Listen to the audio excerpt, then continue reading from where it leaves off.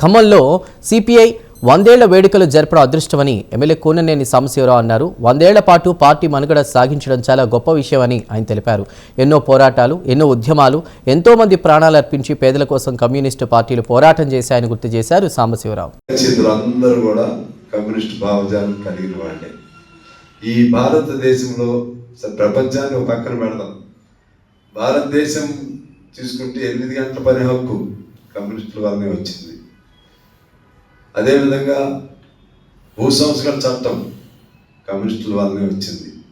సతీ సాగమన రద్దం అటు రాజా రామ్మోహన్ రాయ్ ఆయన సంఘ సంస్కృతికి ఆయన ఉద్యమం చేస్తే దానికి ముందే ప్రేరణ కల్పించింది కమ్యూనిస్టు ఉద్యమం. 1917 నుంచి ఈ బీజాలు పడ్డాయి ఇక్కడ. అక్కడ అక్టోబర్ విప్లవం సోవియట్ యూనియన్ విజయవంతం అయిన తర్వాత దాని బీజాలు ఇక్కడ పట్టడం మొదలైంది.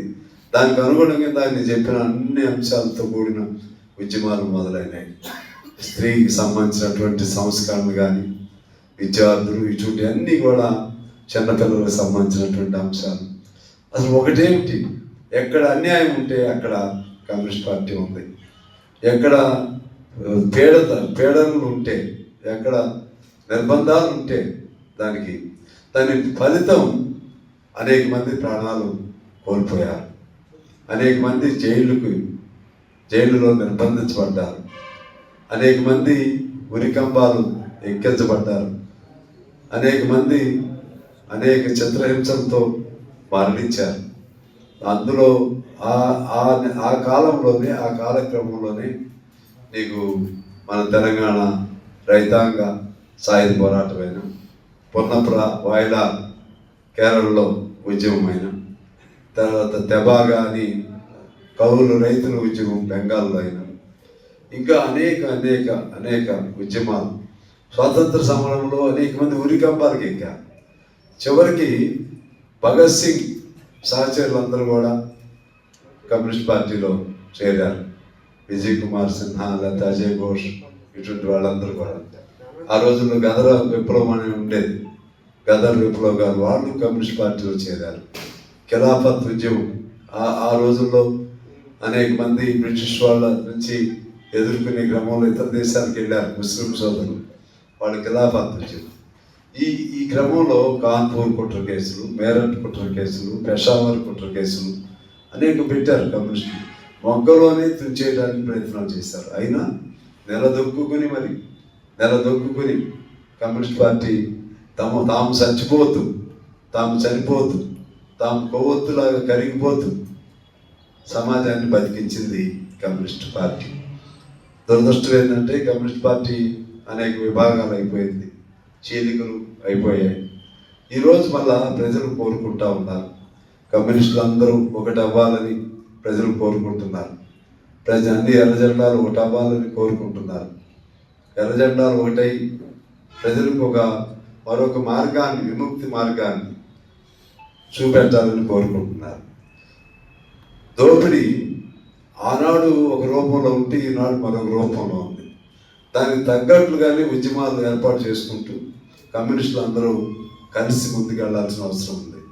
ఇవాళ ఆ రోజేమో బ్లాక్ కాలర్ దోపిడీ ఉండేది, ఇప్పుడు వైట్ కాలర్ దోపిడీ జరుగుతుంది. ఇప్పుడు సాఫ్ట్వేర్ పేరుతో దోపిడీ జరుగుతుంది. ఒకటి రూపం మారిపోయింది. అర్థం కాకుండా మనిషిగా నిలబెట్టి మనిషి రక్తాన్ని పీల్చేటువంటి వ్యవస్థ తయారైంది. ఆకారం మాత్రమే కళ్ళజోడు, ఆకారం మాత్రమే ప్యాంట్ షర్టు, ఆకారం మాత్రమే తెల్ల బట్టలు. కానీ లోపల ఎంతటి దోపిడీ ఆ రోజులో అర్థమయ్యే దోపిడీ ఈరోజు అర్థం కాని దోపిడీ జరుగుతుంది. దానికి తగ్గట్లుగా అధ్యయనం చేసి, దానికి తగ్గట్లుగా రూపాలు మనం కూడా దానికి అనుగుణమైనటువంటి ఉద్యమ రూపాలని తయారు చేసుకుని మార్చుకుని ముందుకు వెళ్ళవలసిన అవసరం ఉంది. ఎంత స్పీడ్గా లేస్తే అంతే స్పీడ్గా మనం కూడా వెళ్ళాలి. మీరు అనుకోవచ్చు కమ్యూనిస్ట్ పార్టీ బలహీనపడ్డాయి. ఏమీ బలహీనపడ్డారు. నా దృష్టిలో కమ్యూనిస్టులు బలహీనపడటం అనేదే లేదు. ఎందుకంటే ఆ లెక్కల్లో అయితే అసెంబ్లీలు, పార్లమెంట్లు ఆ లెక్కల్లో బలహీనపడి ఉండొచ్చు. కానీ ప్రజల సమస్యలు మీరు తీసుకోండి. ఈనాడు కూడా ఏ కార్మికుడైనా సరే, అటు అంగన్వాడీ అనండి, మధ్యాహ్న భోజనం అనండి, అవుట్ సోర్సింగ్ అనండి, కాంట్రాక్ట్ కార్మికులు అనండి, ఈవెన్ సాఫ్ట్వేర్లో కూడా మొదలైంది. అదేవిధంగా బ్యాంకు ఉద్యోగస్తులు, ఆర్టీసీ ఉద్యోగస్తులు, సింగరేణి ఉద్యోగస్తులు, అదేవిధంగా మన వ్యవసాయ కూలీలు వాళ్ళది కూడా రూపం మారింది. వ్యవసాయ పనులు లేవు ఇప్పుడు, వ్యవసాయ ఆ కూలీ కాదు ఇప్పుడు ఉంది. ఇప్పుడు ఎన్ఆర్ఈజిఎస్ ఉపాధి హామీ పథకం రూపం మారింది. ఈ వీళ్ళు కానీ వీళ్ళందరి సమస్యలు ఎవరు తీసుకుంటున్నారు? పోడు భూముల సమస్య కానీ, గిరిజనుల సమస్యలు కానీ, దళితుల సమస్యలు కానీ ఎవరు తీసుకుంటున్నారు? ఇవన్నీ ఇప్పుడు కూడా కమ్యూనిస్టులే తీసుకుంటున్నారు. కమ్యూనిజం తగ్గిపోయిందంటే వీళ్ళ దాడులు ఎక్కువైంది. ఆఖరకు ప్రభుత్వాలు ఉద్యమాలు చేయలేనటువంటి పరిస్థితి వచ్చేసింది. నిర్బంధాలు పెరిగిపోతున్నాయి.